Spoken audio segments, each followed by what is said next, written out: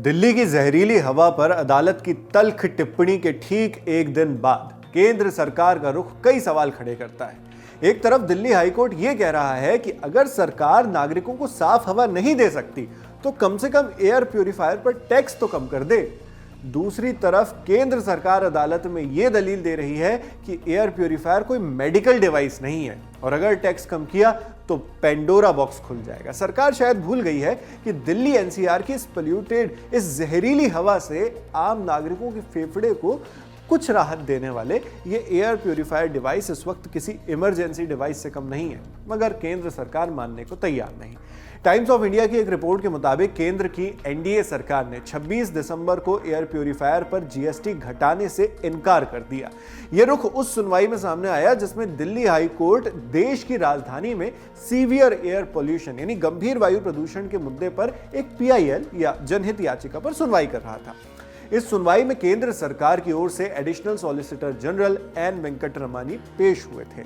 उन्होंने अदालत को बताया कि स्वास्थ्य मंत्रालय के फैसले के हिसाब से एयर प्यूरिफायर को एक मेडिकल डिवाइस नहीं माना जा सकता। सरकार ने यह भी कहा कि किसी भी चीज का कैटेगराइजेशन यानी वर्गीकरण, उस पर जीएसटी की दर, ये सब जो है ये तय करना एक डिटेल्ड लीगल प्रोसेस है जो जीएसटी काउंसिल के अधिकार क्षेत्र में आता है। ये काउंसिल एक संवैधानिक संस्था है जिसमें केंद्र सरकार के साथ साथ सभी राज्य सरकारें भी शामिल होती हैं। मोदी सरकार की दलील यह भी थी कि इस तरह की याचिकाओं को स्वीकार करने से कई अन्य सेक्टर्स भी टैक्स में राहत की मांग करने लगेंगे। सरकार के मुताबिक इससे फ्लड गेट्स खुल जाएंगे या पेंडोरा बॉक्स, जो मैंने शुरुआत में कहा था। फ्लड गेट्स खुल सकता है यानी मांगों का सैलाब आ सकता है। मोदी सरकार ने कोर्ट से कहा कि अदालतें जीएसटी काउंसिल को टैक्स रेट बदलने का निर्देश नहीं दे सकती। यह भी कहा कि इस मुद्दे पर पहले ही फाइनेंस मिनिस्टर के स्तर तक विचार हो चुका है, लेकिन अदालत ने इस पर गंभीर चिंता जताई।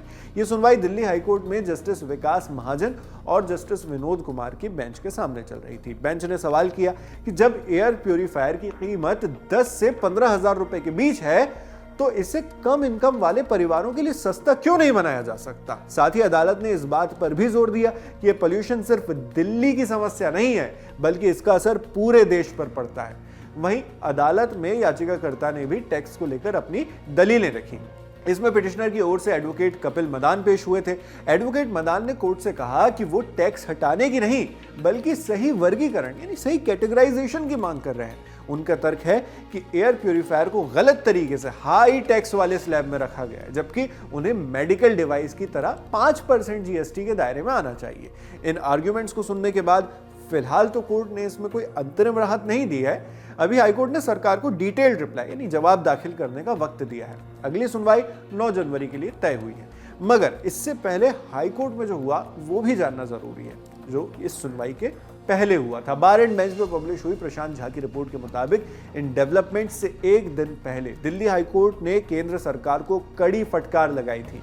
हाईकोर्ट ने मोदी सरकार से कहा था कि अगर आप नागरिकों को सांस लेने के लिए साफ हवा नहीं दे सकते तो कम से कम एयर प्यूरिफायर पर जीएसटी तो घटाना ही होगा। ये तो बल्कि सबसे मिनिमम, सबसे न्यूनतम कदम होना चाहिए। कोर्ट के शब्दों में कहें तो this is the minimum that you can do.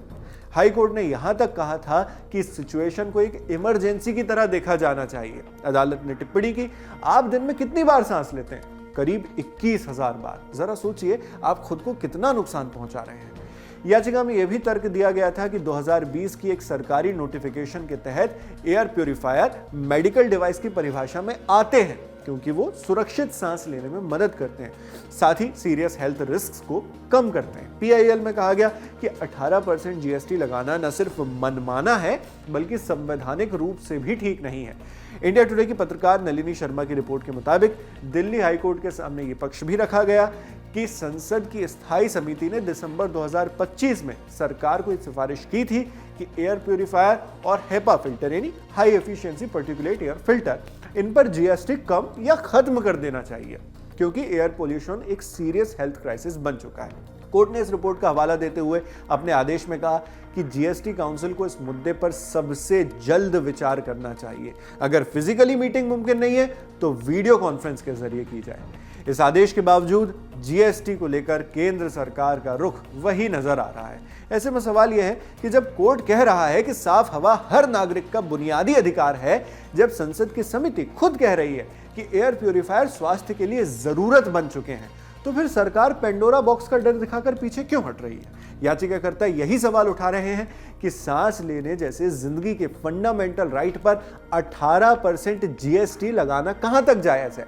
High court पूछ रहा है कि अगर सरकार साफ हवा देने में नाकाम है तो क्या नागरिकों को खुद को बचाने के लिए भी उल्टा सरकार को टैक्स चुकाना होगा? और इन सवालों के बीच सबसे अहम सवाल, क्या प्लानिंग, प्रोसेस और काउंसिल की आड़ में संवैधानिक जिम्मेदारी से बचा जा सकता है? इन सवालों के जवाब अब सरकार को अदालत में देने होंगे। अब केंद्र सरकार अगली सुनवाई में क्या जवाब देती है, ये जानने का इंतजार दिल्ली एनसीआर में बैठी जहरीली सांस लेती आम जनता कर रही है।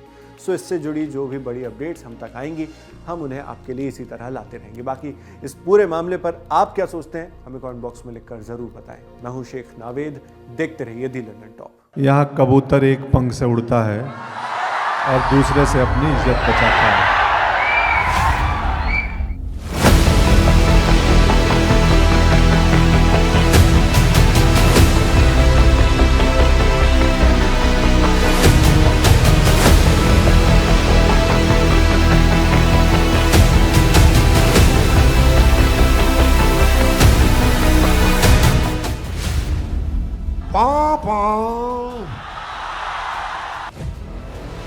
रील नहीं, बिहार वाली रियल वाइब्स चाहिए तो 10 जनवरी को आइए बापू सभागार पटना, जहां सजेगा लल्लन टॉप अड्डा। thelallanTop.com खोलो, बैनर पर क्लिक करो और तुरंत करो रजिस्टर और पहुंच जाओ पटना के सबसे जबरदस्त अड्डे में।